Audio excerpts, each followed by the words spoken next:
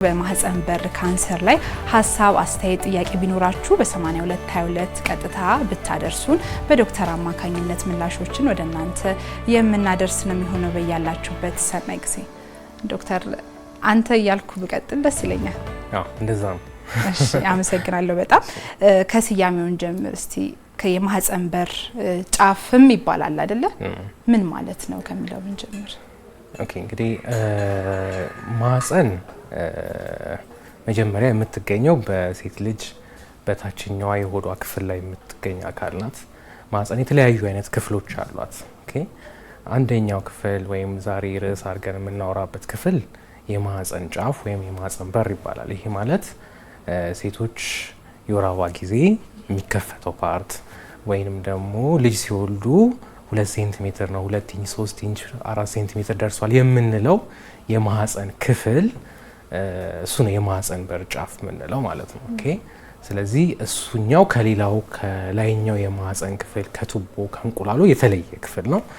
እሱ ጋር ዛሬ የምናወራበት ርዕስ እዚች የማህፀን ጫፍ ወይም የማህፀን በር ያልናት ቦታ ላይ ስለሚነሳ የካንሰር አይነት ይሆናል ማለት ነው። መገኛ ቦታውን በዚህ መልኩ ከገለጽን የማህፀን በር ካንሰር በራሱ ምን ማለት ነው የሚለው ደግሞ ለተመልካቾች ምን ጥሩ እንግዲህ አሁን የማህፀን በር የት ጋር ነው የማህፀን ጫፍ ምንድነው ብለን ካወቅን በኋላ የማህፀን በር ካንሰር የምንለው እንግዲህ ይቺ የማህፀን በር ጫፍ ያልናት ቦታ ላይ የሚኖሩ ህዋሳት አሉ ወይም በሌላ ቋንቋ ሴል የምንላቸው ማለት ናቸው። እነኚህ ሴሎች ወይም ህዋሶች በሂዩማን ፓፒሎማ ቫይረስ በተባለ የቫይረስ አይነት ሲጠቁ ባህሪያቸው ይቀየራል። ኦኬ ሶ እነኚህ ባህሪያቸው ሲቀየር የተቀየሩት ወይንም ባህሪያቸው የተቀየረው ህዋሶች ይራባሉ። ኦኬ ትክክለኛ ባልሆነ ወይንም ደግሞ መጥፎ በሆነ ካንሰረስ በሆነ መንገድ መራባት ይጀምራሉ ማለት ነው። ስለዚህ ይሄ ማህፀን በር ጫፍ ላይ የቅድመ ካንሰር ምልክት ቁስለት ያመጣል ማለት ነው። ስለዚህ ይሄ ነው ቤዚካሊ የማህፀን በር ጫፍ ካንሰር የምንለው በሂዩማን ፓፒሎማ ቫይረስ የማህፀን ጫፍ ላይ ያሉ ህዋሶች ወይም ሴሎች ሲጠቁ የሚነሳ ወይም የሚጀምር መጀመሪያ በቅድመ ካንሰር ደረጃ ቀጥሎ ደግሞ ወደ ካንሰርነት የሚቀየር የካንሰር አይነት ነው። ቤዚካሊ የማህፀን በር ካንሰር መነሻ ምክንያቶቹን ብናነሳ እንግዲህ የማህፀን በር ጫፍ ካንሰር ብዙ አይነት መነሻ መንገዶች አሉት። ዋናው ማለት ይቻላል ኦልሞስት ከ90% በላይ የሚሆነው የማህፀን በር ጫፍ ካንሰር እንዳልኩሽ በሂዩማን ፓፒሎማ ቫይረስ ነው የሚመጣው። ይህ ደግሞ ሴክሹዋል ኮንታክት ወይም ደግሞ በግብረ ስጋ ግንኙነት የሚመጣ የቫይረስ አይነት ነው። ይህ ቫይረስ የሚያጠቃው የማህፀን ጫፍን በግብረ ስጋ ግንኙነት ሲሆን ነው። ነገር ግን ሂዩማን ፓፒሎማ ቫይረስ ብዙ አይነት ዝርያ ያላቸው ናቸው። በኮንታክት ወይም ደግሞ በንክኪ የሚተላለፉ የሂዩማን ፓፒሎማ ቫይረስ ዝርያ አይነቶችም አሉ። ሶ አንዲት ሴት ሂዩማን ፓፒሎማ ቫይረስ ወደ እሷ ለመግባት ወይም ማህፀን ጫፍ ጋር ለመድረስ ግንኙነት ያስፈልጋታል ማለት ነው። ኦኬ ሶ ግንኙነት ካላት የሂዩማን ፓፒሎማ ቫይረስ ማህፀን ጫፍ ጋር ይደርሳል። ይሄ ማህፀን ጫፍ ደግሞ እንዳልኩሽ መጀመሪያ የቅድመ ካንሰር ምልክቶችን ያሳያል እያለ እየቀጠለ ደግሞ ወደ ካንሰር ደረጃ ይቀየራል ማለት ነው። ሶ ይሄኛው በግንኙነት ነው። የሚጠቁ የህብረተሰባችን ክፍሎች አሉ። በተለይ ከእድሜያቸው ከ20 ዓመት በታች ሆነው ግንኙነት የሚጀምሩ ሴቶች ለሂዩማን ፓፒሎማ ቫይረስ አሁንም እንዳልኩሽ ለዚህ ማህፀን ጫፍ ካንሰር ለሚያመጣው ቫይረስ የመጠቃት እድላቸው በጣም ከፍተኛ ይሆናል። ስለዚህ በለጋ እድሜ የሚደረግ ግንኙነትም ለማህፀን ጫፍ ካንሰር የመጋለጥ እድልን ከፍተኛ ያደርጋል፣ ይጨምራል እንደማለት ነው። ኦኬ ሌላው ደግሞ ስቲል እንደዚሁ በለጋ እድሜ የሚሆን ከዛም ባለፈ ብዙ የወንድ ጓደኛ ያላቸው ብዙ ግንኙነት የሚያደርጉ ከተለያዩ ወንዶች ጋር ግንኙነት የሚያደርጉ ሴቶችም እንደዚሁ ለሂዩማን ፓፒሎማ ቫይረስ የመጠቃት እድላቸው እጅግ እየጨመረ ይመጣል ማለት ነው። ስለዚህ እነኚህ በጣም ዋነኛ የምንላቸው ምክንያቶች ናቸው። ከዚህ በዘለለ ማጨስ ሴቶች ይሄ ቶባኮ የምንለው ወይም ሲጋራ ውስጥ ያለው ንጥረ ነገር የማህፀን ጫፍ ላይ ያሉ ህዋሶችን በትክክለኛ መንገድ እንዳይራቡ ያደርጋል ወይም በመጥፎ ሁኔታ እንዲራቡ ማድረግ እና ይሄ ለዚህ ሂዩማን ፓፒሎማ ቫይረስ ላለው ቫይረስ የመጠቃት እድላቸው እንዲጨምር ያደርጋል። ስለዚህ አንደኛው ማጨስ ለዚህ ቫይረስ የመጠቃት እድልን በመጨመር የማህጸን በር ጫፍ ካንሰር የመከሰት እድሉን ይጨምራል ማለት ነው። እንግዲህ ሌላው በጣም ማወቅ ያለብን ነገር ምንድነው? በህብረተሰባችን ውስጥ እነኚህ የሰውነት የበሽታ የመቋቋም ሁኔታቸው በጣም ዝቅተኛ የሆኑ የህብረተሰብ ክፍሎቻችን አሉ። ለምሳሌ በኤችአይቪ ኤድስ የተያዘች ሴት፣ የተለያዩ መድኃኒቶችን በተለይ ስቴሮይድ የሚባሉ መድኃኒቶችን ለረጅም ጊዜ የሚወስዱ ሴቶች፣ እንደዚህ የሰውነት የአካል ንቅለ ተከላ የተደረገላቸው ሴቶች፣ እነኚህ የሰውነት የበሽታ የመቋቋም አቅማቸው የቀነሰ ነው። ስለዚህ ይሄ ቫይረስ ምንድን ነው መሰለሽ ዋናው ዓላማው የአንዲት ሴት የሰውነት የበሽታ የመቋቋሟ ጥሩ ከሆነ ባይዘወይ ማንኛውም ሴት ለዚህ ቫይረስ የተጠቃች ናት። ይህ ማለት ግንኙነት ያላት ሴት በሙላ ለዚህ ቫይረስ የተጠቃች ናት። ነገር ግን ጥሩ ነገሩ ምንድነው? ብዙ ሴቶች የሰውነት የበሽታ መቋቋማቸው ጥሩ ከሆነ በ8 ወር ውስጥ በ1 ዓመት ውስጥ ይህን ቫይረስ ክሊር ማድረግ ይችላሉ ወይም ደግሞ ከሰውነታቸው ማስወገድ ይችላሉ። ችግሩ ምንድነው? እቺ ቫይረስ የሰውነት የበሽታ የመቋቋሟ የቀነሰ ከሆነ ለምሳሌ ኤችአይቪ ካላት ኦሬልዝ ደግሞ እንደዚህ አሁን ያልኩሽ የስቴሮይድ የሚባል መድኃኒት የሚወስዱ የኦርጋን ትራንስፕላንት ያላቸው ሴቶች እነኚህ ሴቶች ቫይረሱን በምንፈልገው ጊዜ ክሊር አያደርጉትም ወይም ደግሞ ከሰውነታቸው አያወጡትም። ስለዚህ ምን ይሆናል? ይሄ ቫይረስ በሰውነት ውስጥ ወይም በዛ በማህጸን ጫፍ ጋር ይቀመጣል፣ ለብዙ ጊዜ ይቀመጣል እና እዛ አካባቢ ካሉ ህዋሶች ጋር እንደ ጎረቤት ይሆናል። ቤዚክሊ ጎረቤት ይሆናል እንዴን መራባት ይጀምራል ማለት ነው። ስለዚህ መራባት ሲጀምር ቫይረሱ ያለውን የዘረመል ሁኔታ ወደ ጤናማ ወደ ሆነው የህዋስ ውስጥ ይከታል። ያ ህዋስ ደግሞ ይራባል። እንግዲህ ቫይረሱ ፕሮሰሱን ይጀምራል ማለት ነው። ወደ ቅድመ ካንሰር ወደ ካንሰር ሂደቱን ይጀምራል ማለት ነው። ስለዚህ በተለይ እነኚህ ኤችአይቪ ኤድስ ያለባቸው ሴቶች የቅድመ ካንሰር ስክሪኒንግ ማድረግ በጣም ለነሱ ከሌላው ፖፑሌሽን ከሌላው የህብረተሰብ ክፍል በበለጠ ያስፈልጋቸዋል ማለት ነው። እነኚህ ናቸው ከሞላ ጎደል ዋና የምንላቸው ምክንያቶች። መልካም ዶክተር፣ እንቀጥላለን። ተመልካቾቻችን እየተከታተላችሁ ያላችሁት ፋና ጤና መሰናዷችን ነው። የዛሬው ርዕሰ ጉዳያችን የማህጸን በር ካንሰር ላይ ትኩረት አድርገን ባለሙያ ጋብዘን መረጃዎችን ወደ እናንተ እያሻገርን እንገኛለን። እናንተም በየቤታችሁ ሆናችሁ ሀሳብ፣ አስተያየት፣ ጥያቄ ካላችሁ በ8222 ብታደርሱን ቀጥታ በዶክተር አማካኝነት ምላሾችን ወደ እናንተ የምናደርስ ነው የሚሆነው። በድጋሚ አብራችሁን ቆዩ። ዶክተር እንቀጥል እስኪ እንደ ዓለም ብሎም ደግሞ እንደ ሀገራችን ስፋቱን፣ አሳሳቢነቱን፣ ቁጥራዊ መረጃዎችን መጥቀስ ካስፈለገ ብናነሳ።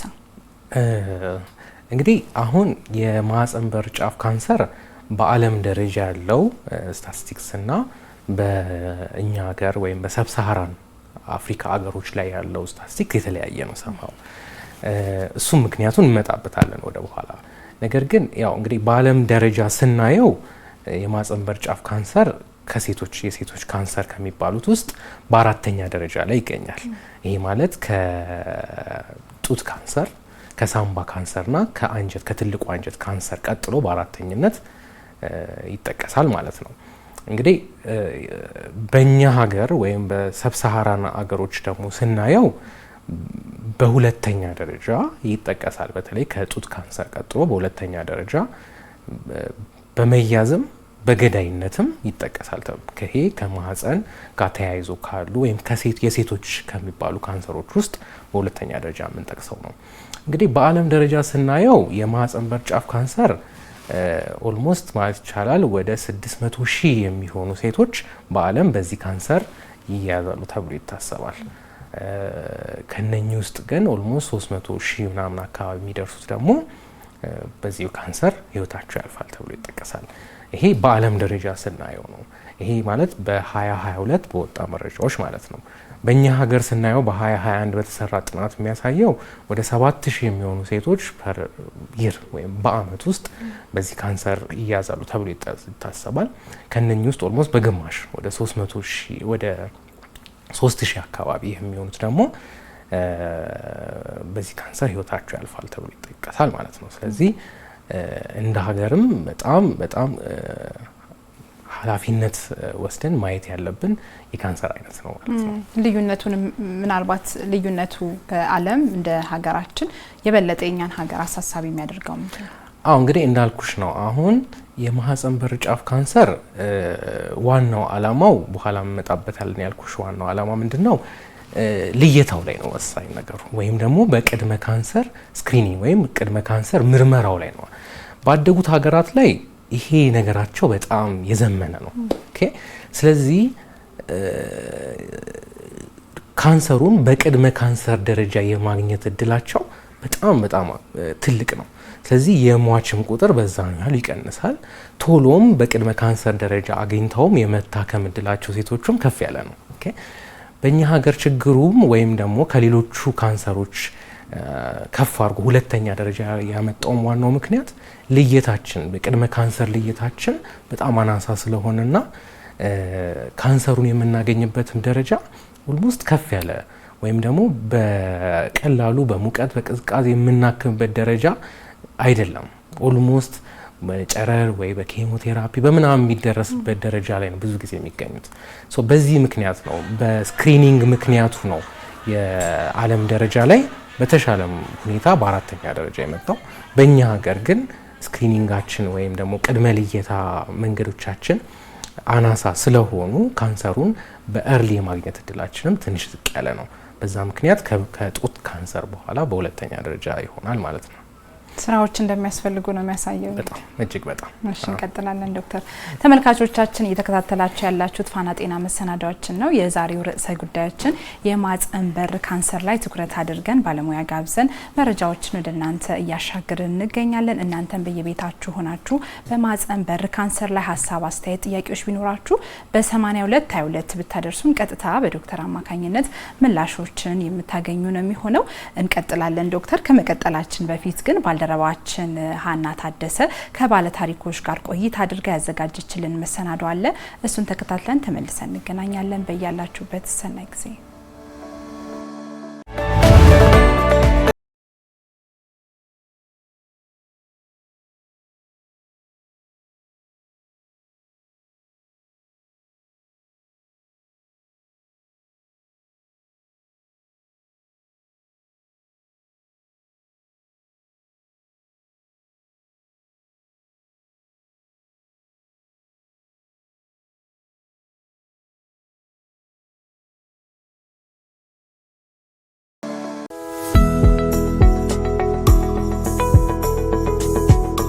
እውነት ለመናገር በጣም ፈርቼ ነበረ።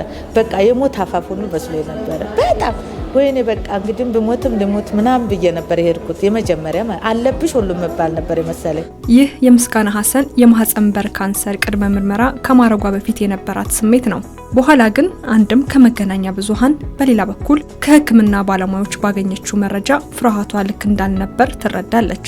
ያገኘናትም በዘውዲቱ ሆስፒታል ምርመራ እያደረገች ነው። ያቺ ነርስ ነች።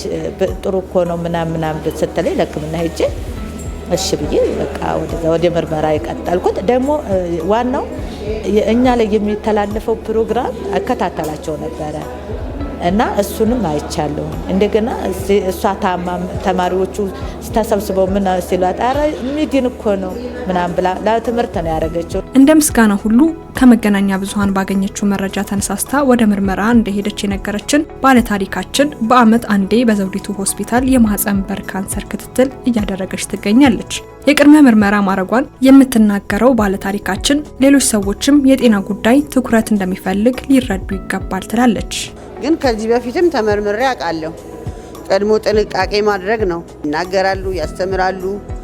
ግን ግንዛቤ መፍጠር ነው። መመርመር ማለት አስቀድሞ ራስን ማወቅ ማለት ነው። ከተያዙ በኋላ ቤተሰብ ይቸገራል። ለማይዳን ለዛውም ብዙ መስዋዕትነት ይከፈላል።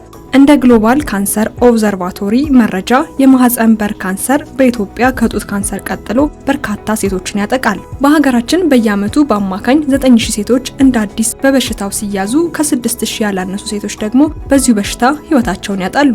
ለዚህ የካንሰር አይነት ዋነኛ መንስኤ ተደርጎ የሚወሰደው ሂዩማን ፓፒሎማ ቫይረስ የሚባል በግብረ ስጋ ግንኙነት የሚተላለፍ ኢንፌክሽን ነው። ፋና ሚዲያ ኮርፖሬሽን አግኝቶ ያነጋገራቸው ባለታሪኮች የጉዳዩን አሳሳቢነት በማንሳት ሴቶች ትኩረት ሊሰጡት የሚገባ ጉዳይ መሆኑን ጠቁመዋል። ለራስ ነው ጥቅሙ፣ ለማንም አይደለም። ካንሰር በጣም አስፈሪ ነው። ተጎናችን ብዙ ሰዎችን አተናል። እኔ እንኳን በማንንም ነክቶብኝ አያውቅም፣ ግን ብዙ ሰውን አይቻቃለሁ በዚህ ማቆስ ሲሞቱ። ከዛ በፊት ግን የሚደረገውን ነገር አስተማሪ የሆነውን ነገር ብናደርግ የመፍትሄ መንገድ ነው ብዬ አስባለሁ። ሄዶ መታየት ነው። ምንም የሚያስፈራ ነገር የለም። ምንም የሚያስፈራ ነገር የለውም።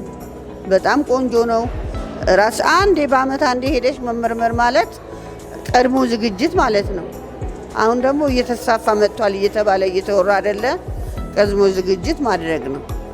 ይሄ ነው የምለው። በሽታው ሴቶችን የሚያጠቃ ቢሆንም በዋነኝነት በሽታ የመከላከል አቅማቸው ዝቅ ያለ ሴቶች እንዲሁም ካለእድሜያቸው ጾታዊ ግንኙነት የጀመሩና ብዙ አጋር ያላቸው ሴቶች ላይ የመከሰት እድሉ ከፍ ያለ ነው። የደም መፍሰስ፣ ከባድ ወይም ረዘም ያለ የወር አበባ ጊዜያት፣ ያልተለመደ ፈሳሽ እንዲሁም የማያቋርጥ የማህፀን ህመም የበሽታው ምልክቶች መሆናቸውን ጥናቶች ያሳያሉ።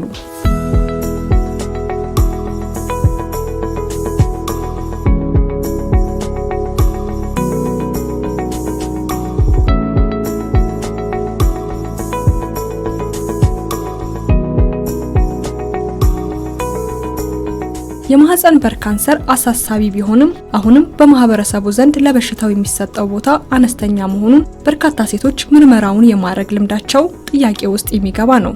በአካባቢ ማንም ቅድመ ምርመራ አደረኩኝ ያለ ሰው የለም። ለእውነት ለመናገር ማንም ሰው ብሎኝ አያውቅም። እኔ እንግዲህ ያቺ ነርስ ነች ጥሩ እኮ ነው ምናምን ስትለኝ ለሕክምና ሄጄ እሺ ብዬ በቃ ወደ ምርመራ ይቀጣልኩት። ፍርሃቱ ቴረር ይለቅብሻል።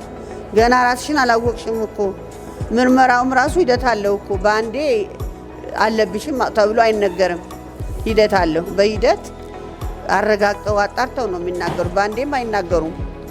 እና ክትትል ማድረግ በቃ ትኩረት መስጠት። እኔ አለብሽ ቢሉኝስ ብሎ ገና ለገና መፍራት አያስፈልግም። የለብሽም ሲባል ደስ ነው ያለ። የተመረመረ ሁሉ አለበት ማለት አይደለም። የማህፀን በር ካንሰር በብዛት በመጀመሪያ ደረጃ ላይ ምንም አይነት ምልክት ሊያሳይ እንደማይችል በሽታውን ተንተርሰው የተጻፉ ጽሑፎች ዋቢ ናቸው። ስለሆነም በሕክምና አካባቢ የሚፈጠሩ እንግልቶች እንዲሁም ፈጣን የሆነ አገልግሎት አለማግኘት በሽታው እንዲስፋፋ እንዲሁም ሰዎች ተሰላችተው የሕክምና ክትትላቸውን እንዲያቆሙ ሊያረጋቸው ይችላል ባይ ናቸው። እዚህ ጋር ያለው ደግሞ ሆስፒታል በተለይ ጨነንቆ እንትን ቢል ቶሎ ፍትህ ቢያገኙ ቶሎ ተመርምረው፣ ለምን ሰው ስራ ይኖረዋል። በዛ ላይ ፈርቶ ነው የሚመጣው። ደግሞ ሳይመረመር ቢሄድ ሌላው እንትን ይላል እና ጸንቶ ላይ መላለስ ይችላል። ያንን ቢደረግ ጥሩ ነው። በተረፈ እህቶችም የኢትዮጵያ ሴቶች ቢመረመሩ ይሄና ክፋት የለውም ብዬ አስባለሁ። ተበሽታው ይሻላል። አንድ ሴት ሄዳ ክትትል ማድረግ አለባት፣ የግድ ነው። በአመት አንዴ ሐኪም የትም ብትሄጂ ሐኪም ቤት እንዲህ ነው የሚመክሩሽ። በአመት አንዴ ወይም ደግሞ ቤተሰብ መምሪያ ሄደውም መማር ይችላሉ። እዛም እኮ ምክር አገልግሎት አለ። እኔ ከዚህ በፊት ቤተሰብ መምሪያም ሄጃለሁ።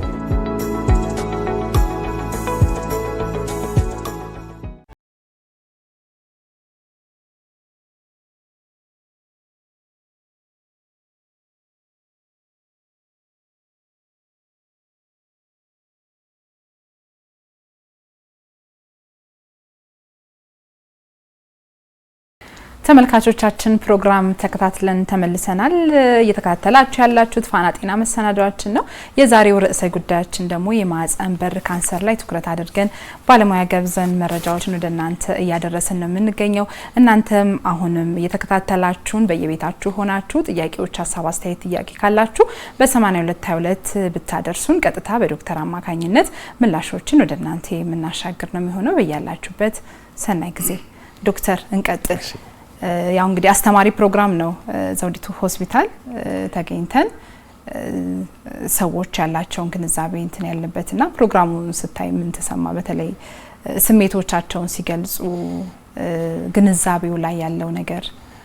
አዎ እንግዲህ ያው እኛው ደግሞ እዛው በላይ እዛው ሆነን ስለምናየው በጣም ትልቅ ፊሊንግ ያለው ነገር ነው። ምክንያቱም አንዲት ሴት ታይታ ቅድመ ካንሰር ተመርምራ ነፃ ነኝ ስትባል ያላት ስሜት በጣም ትልቅ ነገር ነው። ምክንያቱም ጭንቅላታችሁ ውስጥ ቀርጸውት የሚመጡት ነገር በጣም ትልቅ ነገር ነው እና ካንሰር ማለት በህብረተሰባችን ውስጥ ያለው እይታ እንደ ሌሎቹ የህመም አይነቶችም አይደለም እና የተለያዩ ታካሚዎች የሚያሳዩት ደስታ በተለይ ያለው ነገር ታክመው ሲሄዱ በተለይ ያለው ነገር እጅግ በጣም የሚያስደስት ነው እና የሚያኮራም ነገር ነው። ለኛም ደስ የሚል ነገር ነው።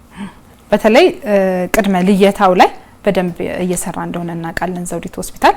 ወደ ኋላ እንመለስበታለን። እስቲ ደረጃዎችን አንሳ። የማህጸን በር ካንሰር ደረጃዎች አሉት። በየደረጃዎቹ ደግሞ ምልክቶቹስ? ኦኬ።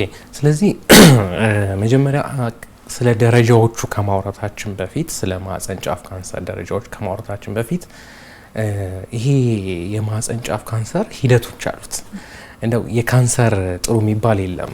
ነገር ግን የማህጸን በር ጫፍ ካንሰር ይሄ በአንዲት ሴት በሂዩማን ፓፒሎማ ቫይረስ ከተጠቃች ጊዜ ጀምሮ ወደ ካንሰር ደረጃ እስኪደርስ ድረስ ጊዜ የሚፈጅ ነው። በትንሹ እንግዲህ 10 ዓመት 15 ዓመት እስከ 20 ዓመት የመፍጀት ሁኔታ አለው። ያ ማለት ይሄ ሂዩማን ፓፒሎማ ቫይረሱ የማህጸን ጫፍ ላይ ገብቶ ህዋሶቹን ቀይሯቸው ተራብተው ካንሰር የሚለው ደረጃ እስከመድረስ ጊዜ ይፈጃል። ይሄ ጊዜ ላይ ግን እንዳልኩሽ አንዲት ሴት ምንም አይነት ምልክት አይኖራትም። ለዛም ነው አሁን በየቦታው የምናስተምረውም አንዲት ሴት ራሷን አውቃ ሄዳ ምንም ምልክት ቢኖራትም ባይኖራትም መታ የማህጸን ጫፍ ቅድመ ካንሰር ምርመራ ማድረግ አለባት የምንልበት ዋናው ምክንያት ለብዙ ዘመናት ምንም አይነት ምልክት ስለማያሳይ ነው። ዋንስ ግን እንግዲህ ይሄ ወደ ካንሰር ወይም ከቅድመ ካንሰር ዘሎ ካንሰር ደረጃ ሲደርስ ግን የተለያዩ ደረጃዎችን ይዛል። ደረጃ 1፣ ደረጃ 2፣ ደረጃ 3 ላይ ማየት እንችላለን ተመልካቾች ግልጽ እንዲሆን። እንግዲህ አሁን ደረጃ 1 የምንለው የማህጸን ጫፍ ካንሰሩ ኦልሞስት ማህጸን ጫፉ ላይ ብቻ ሲሆን ማህጸን ጫፉን ብቻ የያዘ ሲሆን ያንን ደረጃ 1 እንለዋለን። እዛችኛዋ የመጀመሪያዋ ስዕል ላይ እዛ ምልክቱ ያለው የማህጸን ጫፏ ላይ ብቻ ነው የሚሆነው ወይም ደግሞ የቅድመ ካንሰር ምልክቱ አልፎም ካንሰር ሆኖ ግን ምልክቱ ያለችው እዛችሁ ማህጸን ጫፏ ላይ ብቻ ሲሆን ነው። ይሄ ደረጃ 1 እንለዋለን። ብዙ ጊዜ ደረጃ 1 ላይ ያሉ ሴቶች ከግንኙነት በኋላ የደም ምልክት ማየት፣ ፈሳሽ ማየት፣ ውሃ የመሰለ ፈሳሽ ማየት፣ ትንሽ የደም የቀላቀለ እንዲሁም በእኛ አጠራሩ ሴቶቹም የዘንጋዳ ውሃ የመሰለ አይነት ፈሳሽ ማየት፣ ሽታ ያለው ፈሳሽ፣ ትንሽ ጠረን ያለው ፈሳሽ ማየት፣ ይሄ የመጀመሪያዎቹ ምልክቶች ይሆናሉ ማለት ነው።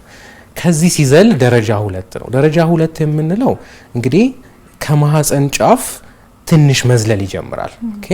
ካንሰሩ ከማህጸን ጫፍ ይዘልና ይሄ የማህጸን መግቢያ ወደ ማህጸን መግቢያ ያለው ኮሪዶር ወይም ቫጃይና የምንለውን ክፍል የላይኛውን ክፍል ማያዝ ይጀምራል። ሁለተኛ ያለችው ማለት ነው። ኦልሞስት የቫጃይናውን የላይኛውን 1/3ኛውን ይዛል እና ደግሞ ይሄ የማህጸን ዙሪያና የቫጃይና ዙሪያ ያለውን አካል በተወሰነ መልኩ መያዝ ይጀምራል ማለት ነው። ይሄ ደረጃ 2 የምንለው ነው። ደረጃ 3 የምንለው የተለየ ምልክት አለው። ደረጃ 2 ላይ ኦልሞስት አሁንም እንደነገርኩሽ በግንኙነት ጊዜ ያለው ደም በዛ ማለት ይጀምራል። ፈሳሹም በዛ ማለት ይጀምራል። ይሄ እና ሽታውም እየጨመረ ይመጣል ማለት ነው። ይሄ ነው ስፔሲፊካሊ ያለው ደረጃ 2 ላይ ያለው የሚሰማቸው። አንዳንድ ጊዜ ደረጃ 2 ደርሰውም ደረጃ 1 ላይም ሆኖ ምንም አይነት ምልክት ላይኖራቸው ይችላል። አንዳንድ ጊዜ እነሱ ኢንፌክሽን እያሉም በየቦታው ለኢንፌክሽን መድኃኒት ሊታከሙም ይችላሉ። ሰማው ብዙ ጊዜ እኛ 1፣ 2፣ 3 ለኢንፌክሽን ሲታከሙ ሴቶችን መምከር አለብን። የማህጸን ጫፍ ቅድመ ካንሰር ምርመራ አርገሻል ወይ፣ ቼክ አርገሻል ወይ? እንደዚህ የሚደጋገም ኢንፌክሽን አንደኛው በፈሳሽም ምልክትም ያለ የማህጸን ጫፍ ካንሰር ሊሆን ስለሚችል ማለት ነው። ከዚህ ሲዘል እንግዲህ ደረጃ 3 ነው።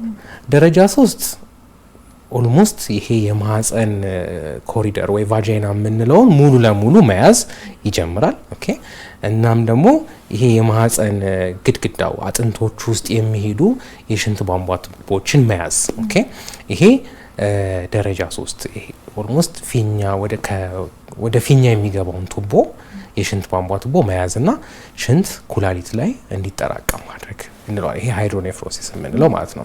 ከዚህም ዘሎ እነኚህ ትልልቅ ወደ ማህፀን አካባቢ ያሉ የደም ቧንቧዎች ጋር ያሉ ንፍፊቶችንም ወይም ሊምፍ ኖድ የምንላቸውንም ወደ እነሱ መሄድ ይጀምራል ማለት ነው። ኦኬ ይሄ ደረጃ 3 የምንለው የማህፀን ጫፍ ካንሰር ደረጃ ነው ማለት ነው። ኦኬ እንግዲህ ከዚህ ሲዘል ደረጃ 4 ነው የመጨረሻው ስቴጅ ነው ማለት ነው። ደረጃ 4 ላይ ምንድነው የሚከሰተው? ከማህፀን ጫፍ ይዘላል፣ ከማህፀን ግድግዳም ይዘላል እና ማህፀን ጎረቤታ ከፊት ለፊት ፊኛ አለ፣ ከኋላ ደግሞ የአንጀት ክፍል አለ። ስለዚህ ወደ እነሱ መሰራጨት ይጀምራል። ይሄ ደረጃ 4 ሀ የምንለው ማለት ነው። ኦኬ ስለዚህ አንዲት ሴት ደረጃ 4 ሀ ላይ ስትጠቃ ብዙ ጊዜ የሚገጥማት ምንድነው? ሽንቷ ላይ መሽናት፣ መቸገር፣ በሽንቷ ላይ የደም ምልክት ማየት። ኦኬ እንደዚህ አይነት ምልክቶች ይኖራታል። ወይም ደግሞ ወደ አንጀት ክፍሏም ተሰራጭቶ ከሆነ በተወሰነ መልኩ ሰገራ፣ መቸገር፣ እምቢ ማለት የመሳሰሉት ይኖራሉ። ሽንት መሽናት አለመቻል፣ ምክንያቱም ቱቦዎቹ ዴፊኒትሊ ተይዘዋል። ስለዚህ ሽንት መሽናት፣ መቸገር፣ ደሙ መጀመሪያ ደረጃ 1 ላይ የጀመረው ደምና ፈሳሽ እጅግ በጣም መሆን፣ አንዴ ከደማ ለማቆም መቸገር። ኦኬ እና በደሙ መፍሰስ ምክንያት ሴትዮዋ የደም ማነስ ምልክቶች መምጣት፣ እነኚህ ደረጃ 4 ሀ የምንለው ላይ ነው። ደረጃ 4 ለምንለው ወይም ቢ የምንለው ከማህፀንና ከፊኛ ከአንጀት ክፍል ዘሎ ወደ ተለያዩ የሰውነቶቻችን ክፍሎች ሲሰራጭ ነው። ኦኬ ወደ ጉበት ሊሆን ይችላል፣ ወደ ሳምባ ሊሆን ይችላል፣ ወደ አንጀት ክፍሎች ሊሆን ይችላል፣ ወደ አጥንት ሊሆን ይችላል፣ ወደ ጭንቅላት ሊሆን ይችላል። ኦኬ ስለዚህ ወደ የሄደበት አካል የተለያዩ አይነት ምልክቶች ያመጣል ማለት ነው። ለምሳሌ ወደ ጀርባ አጥንቷ ከተሰራጨ፣ ወደ እግራ አጥንቶቿ ከተሰራጨ የአጥንት ህመም ይኖራታል፣ የወገብ ህመም ይኖራታል። ካንሰር በባህሪው ደግሞ በደም በሚሰራጫጭበት ጊዜ ሴትዮዋ ኪሎ መቀነስ፣ ከፍተኛ የሆነ ኪሎ መቀነስ፣ ከፍተኛ የሆነ ደም መፍሰስ፣ የተለያዩ ሳምባ ላይ ውሃ መቋጠር የመሳሰሉት፣ መተንፈስ መቸገር፣ እነኚህ በሙላ የደረጃ 4 የማህፀን ጫፍ ካንሰር ምልክቶች ናቸው ማለት ነው። ዶክተር በጣም የከፋ ነው እውነት ለመናገር በሽታውን ስናነሳ፣ በተለይ ምልክቶቹ ከሰውም ጋር የሚያቀራርቡ አይደሉም። በተለይ ወደ ካንሰር ደረጃ ደርሶ ደረጃዎቹ እየጨመሩ ከሄዱና ስነ ልቦና፣ ማህበራዊ፣ ኢኮኖሚያዊ ጉዳቶቹን ብናነሳ ብዬ ወደድኩ። እንግዲህ ይህ በጣም ጥሩ ጥያቄ ነው። ምክንያቱም እነኚህ ስነ ልቦናዊ፣ ማህበራዊና ኢኮኖሚያዊ ተጽዕኖቹ ታካሚዎቹ ላይ የሚያመጡት ትልቅ የሆነ ተጽዕኖ አለ። ምናልባትም አንዷ ታካሚያችን እንደገለጸችው መጀመሪያ እንደዚህ አይነት ካንሰር ያለባቸው ሴቶች ወይም ደግሞ ለቅድመ ካንሰር ቼክ ለመደረግ የሚመጡ ካንሰሩ ይኖርብኛል ወይ ወይም ደግሞ የቅድመ ካንሰር ምልክት ይታይብኛል ወይ የሚል ፍርሃት ይኖራቸዋል መጀመሪያ። ኦኬ ኦልሬዲም ካንሰሩም ዴቨሎፕ ያደረጉ ሴቶች ደግሞ በካንሰሩ ምክንያት ኬሞቴራፒ ያስፈልግሻል ወይ ጨረር ሕክምና ያስፈልግሻል ወይ ደግሞ ትልቅ የሆነ ሰርጀሪ ያስፈልግሻል ሲባሉ የሚፈጥርባቸው ከፍተኛ የሆነ ስነ ልቦናዊ ተጽዕኖ አለ። ከዚህ ሁላም አልፈው ራሱ በግንኙነት ወይም ደግሞ ከባለቤቶቻቸው ጋር የሚኖራቸው በግንኙነት ጊዜ የሚሰማቸው ከፍተኛ ህመም ሊኖር ይችላል። ይሄ ከራዲዮ ቴራፒውም ከኬሞቴራፒውም ከሰርጀሪውም ጋር ተያይዞ የሚመጣ ሳይድ ኢፌክት ስለሆነ ነው። ኦኬ የግንኙነት ፍላጎት ማጣት፣ ኦኬ ይሄም ከፍተኛ የሆነ ስነ ልቦናዊ ተጽዕኖ ያመጣባቸዋል። ይሄ እንግዲህ ታካሚዎቹ ላይ ነው ቤዚካሊ። ማህበራዊ ተጽዕኖን ስናየው እንዳልኩሽ ይሄ ካንሰር በተለይ አድቫንስ ካረገ ደረጃ 4 የደረሱ ታካሚዎች እንዳልኩሽ በጣም ሰውነታቸው የቀነሰ፣ ጉልበታቸው የቀነሰ፣ ከፍተኛ የሆነ ደም የሚፈሳቸው ፈሳሽ ያላቸው ናቸውና የቤተሰብ ጥገኛ መሆን ሁኔታቸው በጣም የሰፋ ነው። ኦኬ ስለዚህ ይሄ ቤተሰብ ላይ ዲፔንዳንት መሆኑ ወይም ጥገኛ መሆንም ከፍተኛ የሆነ ማህበራዊ ተጽዕኖ ይኖረዋል። ከዚህ በዘለለ እንዳልኩሽ ራሳቸውን ማግለል፣ በተለያዩ ማህበራዊ ጉዳዮች ላይ አለመሳተፍ፣ በእድር በሰርግ ምናምን። ምክንያቱም እንዳልኩሽ የህመሙ ባህሪ ትንሽ አስቸጋሪ ነው። ደም ይፈሳቸዋል፣ ፈሳሽ አላቸው፣ ድካም አላቸው። እንደ ማንኛውም ሰው በየቦታው እንደፈለጉ መሆን አይችሉም እና ይሄንንም ነገር ራሳቸውን የማግለልና በቦታው ላይ አለመገኘትም ይሄም አንዱ የሆነ ማህበራዊ ተጽዕኖ ነው። ምናልባት ኢኮኖሚያዊ ተጽዕኖ ስናይ እንግዲህ ኦልሬዲ ወደ ካንሰር ደረጃ ከደረሰ አንዲት ሴት ብዙ ወጪ ያስወጣታል። ኦፕሬሽኑ እንደ ቀላል ኦፕሬሽን አይደለም። የጨረር ህክምናው ወጪ ያስፈልገዋል። የካንሰር ህክምናው ኬሞቴራፒ መድኃኒቶቹ በጣም ወጪ ያላቸው። ስለዚህ ይሄም ኮስት ዋይዝ ገንዘብ ዋይዝ በጣም ኢኮኖሚካል ክራይሲስ ውስጥ ይከታታል አንዲት ሴትን እና ይሄና ዋነኛ የምንላቸው ነው። ኢንካም ጀነሬት አያደርጉም። ባጭሩ ህመም ላይ ሲሆኑ እንደፈለጉ እንደሌላ ሰው ሰርተው ገንዘብ አግኝተው ራሳቸውን ማስተዳደርም አይችሉም። ስለዚህ ይሄ ኢኮኖሚካሊ ትልቅ በርደን የሚፈጥርባቸው የህመም አይነት ነው ማለት ነው። አስቀድሞ ቅድመ ምርመራ ወደ ማድረግ የሚገቡ ጉዳዮች ደግሞ እንመጣለን። እንቀጥላለን ዶክተር። ተመልካቾቻችን የተከታተላችሁ ያላችሁት ፋና ጤና መሰናዷችን የዛሬው ርዕሰ ጉዳያችን የማህጸን በር ካንሰር ላይ ትኩረት አድርገን እየተነጋገርን መረጃዎችን ወደ እናንተ እያሻገርን እንገኛለን። እናንተን በየቤታችሁ ናችሁ ሀሳብ፣ አስተያየት፣ ጥያቄዎች ካሏችሁ በ8222 ብታደርሱን ቀጥታ በዶክተር አማካኝነት ምላሾችን ወደ እናንተ የምናደርስ ነው የሚሆነው። በያላችሁበት መልካም ቆይታ። ዶክተር ጥያቄዎች እየመጡ ነው በ8222 ካሁን በፊት ከማህጸን ጋር ተያይዞ ህክምና አድርጌ ነበረ እና ድኛለሁ።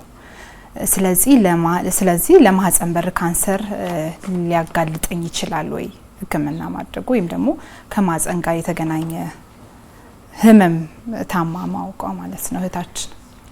እሺ፣ የማህጸን ህክምና ማድረጓ ለማህጸን ጫፍ ካንሰር አያጋልጣትም። እንዲሁም እንግዲህ እንደዚህ አይነት ፕሮሲጀሩ ሲሰሩ የማህጸን ቅድመ ካንሰር ምርመራ ሲደረግ በጣም ጽዳቱን የጠበቀ መሳሪያዎቹ ንጹህ የሆኑ ወይም ደግሞ ለሌላ ለቅድመ ካንሰር ወይም ለማህጸን ጫፍ ካንሰር የሚያጋልጡ ነገሮች በሙላ ንጽህናቸው በተጠበቀ መንገድ ነው የሚሰራላት። ስለዚህ የማህጸን ጉዳይዋ በፊት የታከመችበት ጉዳይ ምን እንደሆነ ባላቀም ከዚህ በፊት ያደረገችው ግን የማህጸን ሁኔታ አሁን ካላት ለማህጸን ጫፍ ካንሰር በፍጹም ያጋልጣት። ይሄን ማወቅ አለባት። መልካም። ሌላው ጥያቄ ያው ግልጽ አድርገን እንለፍ ብለን ነው ኦሬዲ ቀድመን አውርተናል። ግን እድሜዋ 5 አመቷ ነው። ከማህጸኗ ፈሳሽ ይወጣል። ካንሰር ሊሆን ይችላል ወይ? ባጭሩን መመለስ እንችላለን። 5 አመቷ ነው። በፍጹም ካንሰር ሊሆን አይችልም። እንዳልኩሽ ካንሰር የሚያመጣው ምክንያት አንደኛ እንዳልኩሽ ሂዩማን ፓፒሎማ ቫይረስ ነው። ኦልሞስት ከ95% በላይ የሚሆኑት ማህጸን ጫፍ ካንሰሮች የሚከሰቱት በሴክሹዋል ኮንታክት ወይም ደግሞ በግብረ ስጋ ግንኙነት ነው። 5 አመት ህፃን ፈሳሽ ካላት ብዙ የምናደርግላት ምርመራዎች አሉ። ነገር ግን የማህጸን ጫፍ ካንሰር የመጠቃት ዕድሏ በጣም 0% ነው ማለት ይቻላል። ምንም ሪስክ ፋክተር ወይም ደግሞ ሊያጋልጣት የሚችል ነገር የለም። ግን ከማህጸን የሚወጣ ፈሳሽ ለ5 አመት የብዙ ነገሮች ምልክት ነውና ሐኪም ማማከር መልካም ነው። ያው ከኛ ርስ በጣም ያርቀናል። እውነት ነው። ህጻን ልጅም ስለሆነች ገና ትክክል። እሺ፣ ቀጣይ ጥያቄያችን ደግሞ በርከት ያሉ ናቸው። እንግዲህ ጉዳዩ ወሳኝ ስለሆነ ወገቤንና ሆዴ አካባቢ ህመም ይሰማኛል፣ ምናልባት ካንሰር ሊሆን ይችላል ወይ? ምልክቶቹን ስናነሳ ሊሆን ይችላል እንግዲህ ወገብ አካባቢ ህመም መሰማት፣ ሆድ አካባቢ መሰማት የብዙ ነገር ምልክት ሊሆን ይችላል። እንዳልኩሽ አንድ ሴት ከእምብርቷ በታች ያሉ አካሎች አሉ። ማህጸን አንዱ ነው፣ ትልቅ አካል ነው። ከማህጸን ፊት ለፊት ፊኛ አለ። ከማህጸን ጀርባ ደግሞ አንጀት ክፍል አለ። ስለዚህ ህመም ሲሰማት አንዲት ሴት ከእምብርቷ በታች ሲሰማት ከነኛ አካላቶች ነው ህመም ሊነሳ የሚችለው። ከፊኛ ሊሆን ይችላል። ኢንፌክሽን ምልክቶች ካሏት በተመሳሳይ ከእምብርት በታች ሆዷ ሊሰማት ይችላል፣ ወገቧን ሊያማት ይችላል።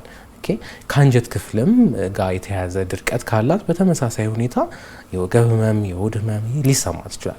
ከማህጸንም የሚነሱ እጢዎች ካሉ ይሄ ማህጸን ጫፍ ካንሰር ሳይሆን ሌሎችም ከማህፀን ላይ የሚነሱ እጢዎችን በተመሳሳይ ሁኔታ የሆድ ህመምና የወገብ ህመም ሊያመጡ ይችላሉ። ስለዚህ ምልክት ሊሆን ይችላል፣ ነገር ግን ይሄ ነው የማህፀን ጫፍ ካንሰር ነው ማለት ግን ለማለት መጀመሪያ ምርመራዎች ማድረግ ግድ ያስፈልገናል። እንዳልኩሽ እዚህ ጋር ስቴጁ ላይም ለማውራት እንደሞከርን የማህፀን ጫፍ ካንሰር ዋነኛና ዋነኛ የመጀመሪያዎቹ ምልክቶች ናቸው የምንላቸው የወገብ ህመም ወይም ሆድ ህመም አይደሉም። ፈሳሽ በተለይ ከግንኙነት በኋላ ከታጠቡ በኋላ የሚመጣ ፈሳሽ፣ ደም፣ ለየት ያለ ጠረን ያለው ደም ቅልቅል ያለው ፈሳሽ እነኚህ ናቸው ዋናዎቹ። ይሄ የወገብ ህመም፣ የሆድ ህመም የመሳሰሉት ግን መጨረሻ ደረጃ ላይ ሲደርስ ካንሰሩ የሚሰማቸው ህመሞች ምልክቶች ናቸው የሚሆኑት። መልካም እንቀጥላለን። ጥያቄዎችም ቀርተውናል፣ መለስ ብለን ደግሞ ለተመልካቾች እናደርሳለን። ተመልካቾቻችን እየተከታተላችሁ ያላችሁት ፋና ጤና መሰናዷችን ነው። የዛሬው ርዕሰ ጉዳያችን የማህፀን በር ካንሰር ላይ ትኩረት አድርገን መረጃዎችን ወደ እናንተ እያሻገርን እንገኛለን። እናንተም በየቤታችሁ ናችሁ ሀሳብ፣ አስተያየት፣ ጥያቄዎች ካላችሁ በ8222 ብታደርሱን ቀጥታ በዶክተር አማካኝነት ምላሽ ታገኛላችሁ። እንቀጥል። ቅድም ስነ ልቦና ማህበራዊ ኢኮኖሚያዊ ጉዳቶችን ስናነሳ ነበር። በጣም ከባድ ነው አንዴ ከተከሰተ በኋላ ማለት ነውና ይሄ ሳይከሰት በፊት ግን ቅድመ ምርመራ የሚባል አለ። ስለሱ ብናነሳ ጥሩ። እንግዲህ ያው በተለይ ለኛ ሀገር ምናልባት በመጨረሻ መጣበት ሊሆን ይችላል፣ ግን ለኛ ሀገር በተለይ ላላደጉ ሀገሮች እንደ ዋና መከላከያ መንገድም ብለን የምናስበው ቅድመ ልየታ ነው። ወይም ደግሞ ካንሰሩ የማህፀን ጫፍ ካንሰር ከመሆኑ በፊት መደረግ ያለባቸው ምርመራዎች ናቸው። ቅድመ ምርመራ የምንላቸው። ይሄ ቅድመ ምርመራ በጣም ብዙ ጥቅሞች አሉት። አንደኛው እንዳልኩሽ የማህፀን በር ጫፍ ካንሰር ብዙ ዘመን የሚፈልግ ነው። 10-15 ዓመት የሚቆይ አይነት ነው። ስለዚህ በዚህ ጊዜ ውስጥ የቅድመ ካንሰር ሂደቶችን ግን እየሄደ ነው። ሴትየዋ ላይ ምንም አይነት ምልክት ላይኖራት ይችላል፣ ፈሳሽ ደም ላይኖራት ይችላል፣ ነገር ግን ሂደቱን እየሄደ ነው። ስለዚህ አንዲት ሴት በዚህ ጊዜ ላይ ራሷን ሳትታመም ምንም ምልክት ሳይኖራት ራሷን መታ ቼክ ብታረግ በቅድመ ካንሰር ደረጃ ላይ ብናገኘው ህመሙን በቀላሉ ማከም እንችላለን። በአንድ ደቂቃ እስከ 10-15 ደቂቃ በሆነ መንገድ ኦልሞስት 95% በሚሆን ሁኔታ የቅድመ ካንሰር ሁኔታውን ማጥፋት እንችላለን። ይሄ አንደኛው ነው። ሌላው ጥቅሙ ደግሞ በመጀመሪያ ደረጃ የሆነ ካንሰር ተቀይሮም ከሆነ በቀላሉ መታከም የሚችልበት ደረጃ በኦፕሬሽንም ቢሆን አትሊስት ሙሉ ለሙሉ በሚባል ሁኔታ ማከም የሚቻልበት ላይ ለማግኘት እንችላለን። ስለዚህ ዋናው ይሄ ነው፣ ዋና ጥቅሙ ማለት ነው። ሌላ ደግሞ በካንሰሩ ምክንያት የሚከሰቱ የሞት አደጋዎችንም ቅድመ ካንሰር ምርመራ በማድረግ እንቀንሳለን።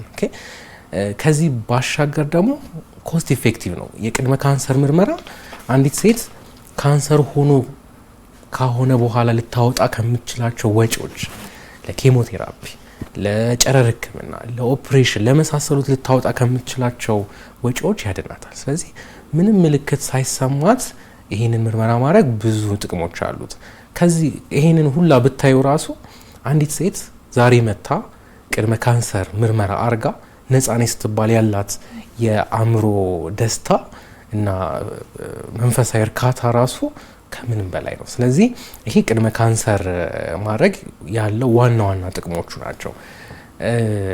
ወደ መንገዶቹ ስንሄድ ብዙ አይነት የቅድመ ካንሰር መለያ መንገዶች አሉ። የማህፀን ጫፍ ካንሰር ማለት ነው። 3 አይነት ናቸው በእኛ ሀገር የምንጠቀምባቸው። ዋናውና ብዙ ቦታዎች እስከ ጤና ጣቢያ ሌቭል ድረስ የምንጠቀመው የመለያ ቪአይ ይባላል፣ ወይም ደግሞ ቪዥዋል ኢንስፔክሽን ዊዝ አሴቲክ አሲድ የምንለው ነው። ይሄ ማለት ማህፀን ጫፍን አሴቲክ አሲድ በሚባል ኬሚካል እንቀባውና የቅድመ ካንሰር ለውጦች ያመጣሉ ወይ የሚለው መለየት ነው።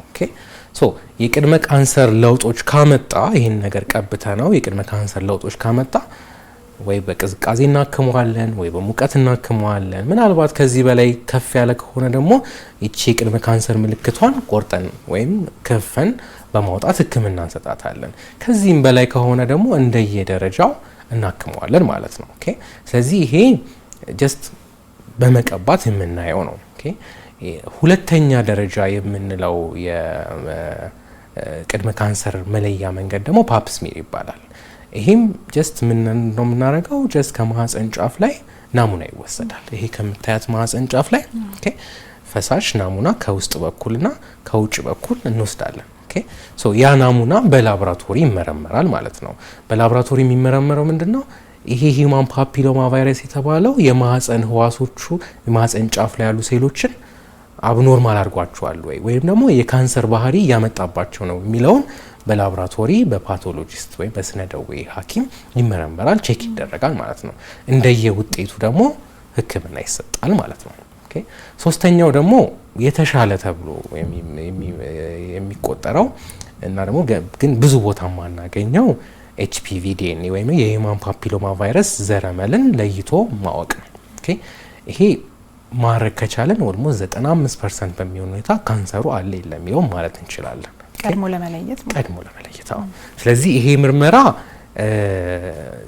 ከሌሎቹ አሁን እንዳልኩሽ ከቪአይ ከምንለው ወይም ደግሞ ይሄ ፓፕ ስሚር ከምንለው የሚለየው ምንድነው? ሴትየዋ ራሷ መውሰድ ትችላለች ሳምፕሉን። ይሄ ነገር ጥቅሙ ምንድነው? ከነኛ አንፃር ስናየው እነኛ ማህፀን ማያ እናስገባለን፣ ከዛ ነው ራሳችን ናሙና የምንወስደው። ስለዚህ የሴቶችን ዲስኮምፈርት ወይም ደግሞ አለመመቸት ይቀንስልናል። ይሄ ራሳቸው ሳምፕሉን መውሰድ ይችላሉ፣ ሳምፕሉን ለኛ ይሰጡናል፣ እኛ ደግሞ እናስመረምረዋለን ማለት ነው። ስለዚህ ይሄኛው ምርመራ አንደኛ ካንሰሩ አለ የለም የሚለውን ነገር የመለየት ብቃቱ በጣም ከፍተኛ ነው።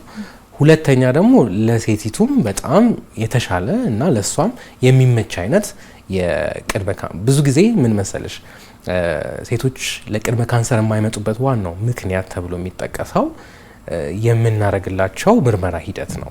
እቺ ስፔኩላ የምትባል ወይም የማህፀን ጫፍ ማያ መሳሪያዋ ፍርሃት አላቸው።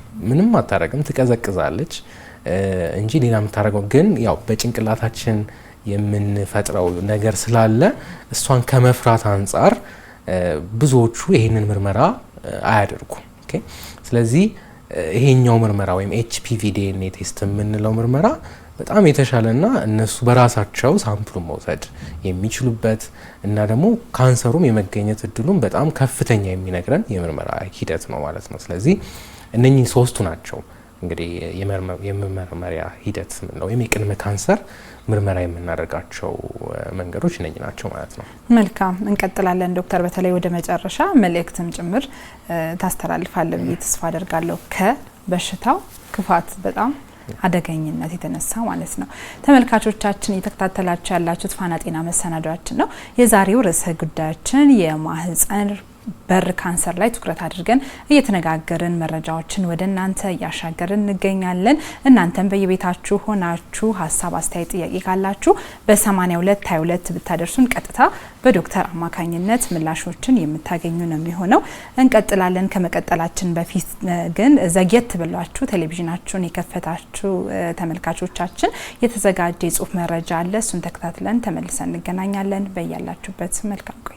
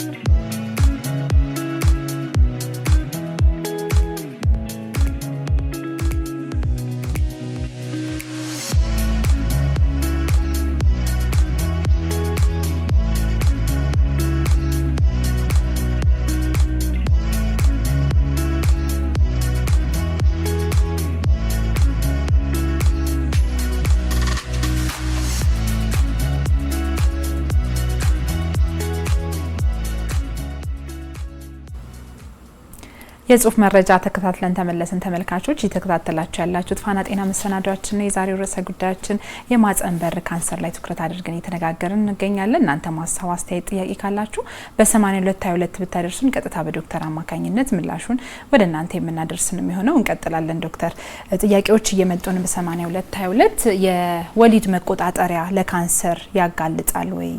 ተመልካቾች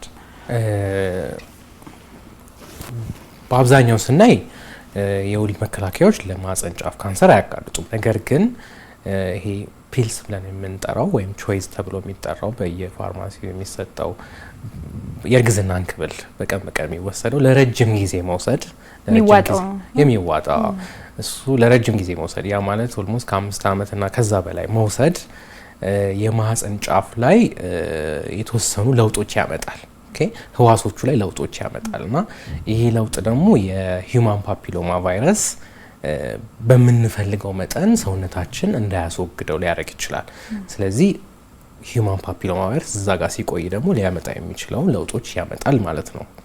ሶ ኦሊኖር ስናየው ጀነራሊ ስናየው ግን የማህጸን እነኚህ መከላከያዎች ጀነራሊ ይህንን ነገር አያመጡም። እቺኛዋ ግን ስፔሲፊካሊ ቾይዝ ምታለው የእርግዝና እንክብሎቹ ፒልሶቹ ላይ ረጅም ጊዜ መጠቀም ብዙም አይመከርም። ወይም ደግሞ ከ5 ዓመት ከዛ በላይ መጠቀም እንዳልኩሽ እቺ የማህጸን ጫፍ ላይ የተወሰኑ ህዋሶቹ ላይ ለውጥ ያመጣል። ይሄ ህዋሶቹ ላይ ለውጥ ማምጣቱ ደግሞ ይሄ ቫይረስ በግንኙነት የሚገባው የሂዩማን ፓፒሎማ ቫይረስ እዛ ቦታ ላይ የማህጸን ጫፍ ላይ ህዋሶቹ ጋር ገብቶ እንደፈለገ ክሊር እንዳይሆን ወይም ደግሞ ሰውነታችን እንዳያጸዳው ያደርገዋል። ስለዚህ ሲቆይ ደግሞ ዘረመሉ የቫይረሱ ዘረመል ወደ ህዋስ ውስጥ በመግባት መጥፎ ወይም የፕሪካንሰር ወይም የቅድመ ካንሰር ምልክቶችን የማምጣት ሂደት ሊኖር ይችላል ማለት ነው። ይሄኛውን እንጂ ኖርማሊ የወሊድ መከላከያዎች ይሄን ነገር አያመጡም። ተመልሶላቸዋል ብለን ተስፋ እናደርጋለን። ዶክተር እስኪ ክትባትን እናንሳ። ለክትባቱ ለማን ቢሰጥና መቼ ቢሰጥ ነው ውጤታማ የሚሆነው የሚለውን ነገር እናነሳ። እንግዲህ ክትባት የመከላከያ መንገዶች ከምንላቸው ውስጥ የመጀመሪያ ደረጃ የመከላከያ ውስጥ የሚመደብ ነው። ይሄ ክትባት እንግዲህ የተዘጋጀው ዋናው ዓላማ ለሂዩማን ፓፒሎማ ቫይረስ ነው። ሂዩማን ፓፒሎማ ቫይረስን ለማጽዳት ነው። ሶ የተለያዩ አይነት ክትባቶች አሉ። እንዳልኩሽ ቅድምም ለማንሳት በተወሰነ መልኩ እንደሞከርኩት ሂዩማን ፓፒሎማ ቫይረስ ብዙ አይነት ዝርያዎች አሉት። እነኚህ የማህጸን ጫፍ ካንሰርን የሚያመጡት ዝርያዎች 16 እና 18 ይባላሉ። ግን ከ150 በላይ ዝርያዎች አሉ። ስለዚህ እነኚህ ክትባቶች የሚሰሩት ለነኚህ ለተወሰኑ ማህጸን ጫፍ ካንሰርን ሊያመጡ የሚችሉ የሂዩማን ፓፒሎማ ቫይረሶችን ለሱ ለመከላከል ነው። ስለዚህ ክትባቱ የሚሰጠው ሴቲቱ ይሄንን ቫይረስ ከማስገባቷ በፊት ነው። ስለዚህ ብዙ ጊዜ የምንሰጠው እድሜያቸው ከ9 ዓመት እስከ 14 ዓመት ለሆኑ ህጻናት ነው። አላማው ምንድነው? ግንኙነት ከመጀመራቸው በፊት ይህንን ቫክሲን ወይም ክትባት ቢያገኙ ለዚህ ካንሰር ለዚህ ቫይረስ የመጠቃት እድላቸው በጣም ይጨምራል ማለት ነው። ኦልሬዲ ግን አንዲት ሴት በግንኙነት ቫይረሱ ገብቶ ከሆነ ወይም ለምሳሌ ሂዩማን ፓፒሎማ ቫይረስ 16 ገብቶ ከሆነ ከዛ በኋላ ቫክሲን ብንሰጣት ብዙም ጥቅም የለውም። ስለዚህ ዋናው የምንሰጠውም ለልጃገረዶች ግንኙነት ያልጀመሩ ልጃገረዶች ላይ እንሰጣለን ማለት ነው። ሶ እድሜውም ሬንጁም ከ9 እስከ 14 ዓመት ባሉት ነው ብዙ ጊዜ ውጤታማ የሚሆነው። ስለዚህ ክትባቱን ያገኘች ሴት አትያዝም ማለት ነው። እቺ ጥሩ ጥያቄ ናት። ክትባቱን እንዳልኩሽ ነው አሁንም እኛ ሀገር እየተሰጠ ያለው የክትባት አይነት 4 ዝርያዎችን ከቨር የሚያደርግ ነው። ወይም ጋርዳሲል 4 የሚባል የክትባት አይነት ነው። ይሄ ማለት 16፣ 18፣ 6 እና 11 የሚባሉ ዝርያዎችን ከቨር የሚያደርግ ነው። ግን እንዳልኩሽ የማህጸን ጫፍ ካንሰርን የሚያመጡ ከዚህ በላይ ናቸው። አንዲት ሴት ይሄንን ክትባት በዚህ እድሜው አገኘች ማለት ለነኚህ ስትሬኖች ወይም ለነኚህ የሂዩማን ፓፒሎማ ቫይረስ ዝርያዎች ችግር የለባትም። ነገር ግን ለሌሎቹ ለ33 ለ35 ለምናምን ለሚባሉት ዝርያዎች ግን የመጠቃት እድሏ ከፍተኛ ነው። ስለዚህ እንደ በተለምዶ ነው የሚጠየቀው ጥያቄ ይሄ ክትባቱ መውሰዷ 100% ለማህጸን ጫፍ ካንሰር እንዳትጋለጥ አያደርጋት። ስለዚህ ጊዜዋን ጠብቃ ስክሪን መደረግ ወይም ቅድመ ካንሰር ምርመራ ማድረግ በሚገባት ጊዜ ማድረግ ይኖርባታል ማለት ነው። ኦኬ ይሄን ልልሽ የምችለው ይቀንስላታል እንጂ ሙሉ በሙሉ አያስቀርም ነው። አያስቀርም። ህክምናውን እናንሳ ዶክተር በየደረጃው። እንግዲህ ህክምናውን ስናነሳ እንዳልኩሽ ዋናው ቅድም ለማንሳት እንደሞከርኩት የማህፀን ጫፍ ካንሰር ፕሪቬንሽን ላይ ወይም ደግሞ መከላከሉ ላይ ዋናው መስራት ያለብን። የመጀመሪያ ደረጃ መከላከል የምንለው የባህሪ ለውጥ ነው። ከዚህ ከክትባቱ ውጪ የባህሪ ለውጥ ማምጣት ነው። ለእኛ ሀገርም በጣም ወሳኝነት ያለው ነገር ቢኖር እሱ ነው። በተለይ ኤርሊ ሴክሹዋል ኮንታክት ወይም በለጋ እድሜ የሚደረግ ግንኙነት ከብዙ ወንዶች ጋር የሚደረግ ግንኙነት ካለ እሱን መቅረት እና ደግሞ ኤችአይቪ ፔሸንቶች መድኃኒቶቻቸውን በትክክል መውሰድ ይሄ ሰውነት የመከላከል ብቃታቸውን ይጨምርላቸዋል። ከዚህ ሲዘል ሁለተኛ ደረጃ መከላከል ላይ ስንል ቅድም እንዳልኩሽ የቅድመ ምርመራ ማድረግ ነው። ቅድመ ምርመራ ስናደርግ እንግዲህ የማህፀን ጫፍ የቅድመ ካንሰር ምልክት ካገኘን ቅድምም ለማንሳት እንደሞከርኩት በተወሰነ መልኩ በ1 ደቂቃና በ10-15 ደቂቃ ውስጥ ማከም እንችላለን። ይሄ ህክምና የሚሆነው እንደ ቅድመ ካንሰር ያገኘነው ሁኔታ ነው። የቁስለቱ ሁኔታ አነስ ያለ ከሆነ በማቀዝቀዝ ወይም ክራዮቴራፒ እንለዋለን ወይም ደግሞ ተርማል አብሌሽን በማቃጠል ቦታውን ማከም እንችላለን። እቺ ምርመራ ያው ቃሉ ከባድ ሊመስል ይችላል እንጂ 1 ደቂቃ 15 ደቂቃ ነው። ሴትዮዋ ምንም ሳይሰማት ነው የሚሰራላት። ከዚህ ከዘለለ ሰፋ ያለ ግን እዛው ማህፀን ጫፉ ላይ ያለ የቅድመ ካንሰር ምልክት ከሆነ ደግሞ ያቺ ማህፀን ጫፏን እዛችሁ ጋር ማደንዘዣ ሰጥተን እናነሳላታለን ማለት ነው። ይሄ እንደ ህክምናም ያገለግላል። ናሙናውንም ወስደን እናስመረምረዋለን። ሙሉ ለሙሉ አንስተነዋል አላነሳነውም የሚለውንም ቼክ እናደርጋለን ማለት ነው። ይሄ እንግዲህ እነኚህ ህክምናዎች አሁን ያልኩሽ ክራዮቴራፒ ማቀዝቀዝ በሙቀት ወይም ደግሞ ጫፏን በማንሳት የሚደረገው ህክምና ለቅድመ ካንሰር ብቻ የሚደረግ ነው። እንግዲህ ከዚህ ከዘለለ ደግሞ ወይም ደግሞ ወደ ካንሰር ከተቀየረ ደግሞ ያለው የህክምና ሂደት ይለያል። በተለይ የመጀመሪያዎቹ ደረጃ 1 እና ደረጃ 2ም የመጀመሪያዎቹ አካባቢ ላይ ከሆነ ካንሰሩ የማህፀን ጫፍን በደንብ ቆርጦ በማውጣት ወይም ደግሞ ማህፀንን ሙሉን እስከ ማህፀን ጫፍ ሌሎች ናሙናዎችን በመውሰድ በኦፕሬሽን መታከም ይችላል። ከዚህ ከዘለለ ወይም ከሁለተኛው ደረጃ ከፍ ያለ ከሆነ ግን ኦፕሬሽን ለሴቲቱ አይጠቅማትም። ስለዚህ የሚሰጣት የህክምና ሂደት የሚሆነው የካንሰር መድኃኒቶችን ወይም ኬሞቴራፒ መስጠት ወይም ደግሞ የጨረር ህክምና፣ ብዙ ጊዜ ሁለቱንም ኮምባይን በማድረግ የሚሰጥ የህክምና ሂደት ነው ማለት ነው። ስለዚህ ደረጃ 2፣ ደረጃ 3፣ ደረጃ 4ም በተወሰነ መልኩ ይሄን አይነት ህክምና የሚሰጣቸው ማለት ነው። አንዳንዴ ግን እነኚህ የኬሞቴራፒው የጨረር ህክምናው ሴቲቱ መቋቋም የማትችልበት ሁኔታ ካልሆነ ግን የሚሰጣት ፓሊቲቭ ኬር ወይም ደግሞ ህመሙን የማስታገስ ህክምና። ያ ማለት ለምሳሌ ደም ካላት ደሙን የማቆም ሂደት፣ በደሙ ምክንያት የደም ማነስ ምልክቶች ካሏት ደም መስጠት፣ ሽንት መሽናት የሚቸግራት ከሆነ ሽንት እንድትሸና ማድረግ፣ እንደ ህመሟ ሁኔታ የሚሰጣት ኬር፣ ህመም ካላት እንደ ህመሟ ደረጃ የህመም ማስታገሻዎች መስጠት፣ ይሄ ፓሊቲቭ ኬር ነው ማለት ነው። ይሄ የመጨረሻዎቹ ደረጃዎች ላይ የሚሰጠው የህክምና ሂደት ይሆናል ማለት ነው። ይድናል ዶክተር? እንግዲህ እንደ ደረጃው ነው እንዳልኩሽ፣ እንደ ደረጃው ነው። አሁን በተለይ አንዲት ሴት በቅድመ ደረጃ ላይ ካተገኘ እንዳልኩሽ በቅዝቃዜ በሙቀት ካከምነው ኦልሞስት ሆል ማለት ይቻላል ወደ 90-95% በሚሆን ሁኔታ ሙሉ ለሙሉ ማከም ይቻላል። ላይመለስም ይችላል ማለት ነው። ተመልሶ ሊመለስ ይችላል፣ ላይመለስም ይችላል። ግን ከህክምና በኋላ ሁልጊዜ ክትትል አላቸው። በ6 ወር በ1 ወር እንቀጥራቸዋለን። ከእንደገና ቼክ እናረጋቸዋለን። ከእንደገና መጥቷል ወይ ቀርቷል ወይ ጠፍቷል የሚለውን ቼክ እናረጋለን።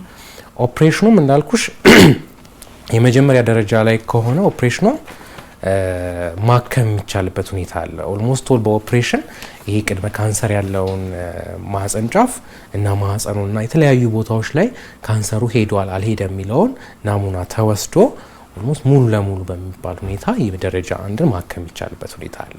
ምናልባት ተጨማሪ የሆነ ኬሞቴራፒ ሊያስፈልጋቸው ይችል ይሆናል። ደረጃ 3፣ ደረጃ 4 የመሳሰሉት ግን እንደየሴቲቱ የህመም ሁኔታ በሚደረግላት ፎሎ አፕ ክትትል ውስጥ የመድኃኒቱ ሪስፖንድ እያደረገች ነው ወይም ደግሞ ምልክቶቹ እየቀነሱላት ነው ወይ የሚለው ነገር ታይቶ ነው የሚወሰነው ማለት ነው። መልካም ያው ሰዓታችንም እያለቀ ስለሆነ ወደ መከላከያው እንግባና እንዴት አንዲት ሴት የማህፀን በር ካንሰር እንዳይዛት እንዴት መከላከል ትችላለች? በተለይ ደግሞ ቅድመ ምርመራም ያልነው አለ። ይፈራሉ ሴቶች ያው ፕራይቬሲ ከመጠበቅ አንጻርም ነውና ግን ከበሽታውን ደግሞ በጣም የሚያስከትለውን ጉዳት እያነሳን ነበርና ከዛም አይሻል ነገር የለምም። ያው አንተ ደግሞ በምርመራውም ላይ በስራውም ላይ ስላለ እዛውም አያይዘ እንዴት መከላከል ይቻላል የሚለውን ለተመልካቾች የመጨረሻ ብናረግ። እሺ እንግዲህ እንዳልኩሽ ነው አሁን መከላከል የሚቻለው የብዙ ስቴክሆልደሮች ስራ ነው የሚሆነው። ግን ዋናው ነገር መጀመሪያ ታርጌት ፖፑሌሽኑ የት ጋር ነው ለዚህ ካንሰር የመጠቃት ድሉ ከፍተኛ የሆነው የግሩፕ የት ጋር ነው የሚለው ማወቅ ያስፈልጋል። ትምህርት ወሳኝነት አለው፣ እውቀት በተለይ ልጃገረዶች ላይ ሃይ ስኩል ተማሪዎች ላይ ይሄ ስለ ማህፀን ጫፍ ካንሰር እንደ ካሪኩለም ሆኖ ተቀርጾ ትምህርት ቢሰጣቸው ምክንያቶቹ፣ መተላለፊያ መንገዶቹ፣ መከላከያ መንገዶቹ ምን ምንድናቸው የሚሉት ነገሮች በዋና ስትረስ ተሰጥቶ ፎከስ ተሰጥቶ ቢሰራበት እዛ ጋር መከላከል ከቻለን ብዙ ነገር መቅረፍ እንችላለን ብዬ አስባለሁ። እንደ ሶሳይቲም ግን እነኚህ በድር በመሳሰሉት ሁኔታዎች ላይ ደግሞ አዌርነስ መፍጠር በተለይ ሚዲያዎች ላይ ካምፔኖችን ማዘጋጀት፣ ከመንግስት ጋር አብሮ መስራት፣ እውቀቶችን መጨመር በድራማዎች በማስታወቂያዎች በመሳሰሉት ይሄ አዌርነስን ክሬት ማድረግ መጨመር ቢቻል ብዙ ጊዜ እንዳልኩሽም ችግሩ የእውቀት ማነስ ነው። ካንሰሩ ሊያመጣባቸው የሚችለውን ነገር በደንብ ካለመገንዘብ ከፍርሃት ብቻ አይደለም ባይዘው ካለመገንዘብ ነው። አንዳንዴ ስለ ማህፀን ጫፍ ጭራሽ ሰምተው የማያውቁም አሉ።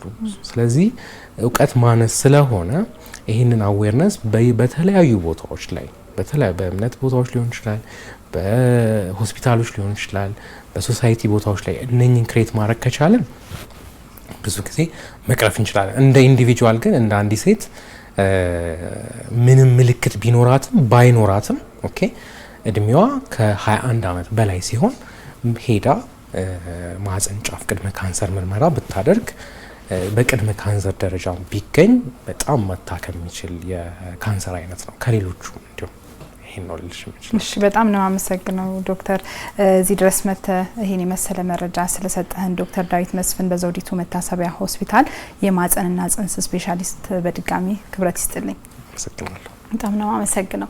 ተመልካቾቻችን እየተከታተላችሁ የቆያችሁት ፋና ጤና መሰናዷችን ነው። የዛሬው ርዕሰ ጉዳያችን የማህፀን በር ካንሰር ላይ ትኩረት አድርገን መረጃዎችን ወደ እናንተ ስናደርስ ቆየን። በየቤታችሁ ሆናችሁ ጥሩ መረጃዎችን እንዳገኛችሁ ተስፋ እናደርጋለን፣ እንደምትጠቀሙበትም ጭምር ተስፋ እናደርጋለን። ሳምንት በሌላ የጤና ርዕሰ ጉዳይ እስክንገናኝ ትዝታ ደሳለኝ ከመላው የቀጥታ ስርጭት ባለሙያዎች ጋር ከእናንተ ጋር ቆይታ አደረግኩኝ። እስከ ሳምንት መልካም ሳምንት በያላችሁበት ጤና ቆዩ።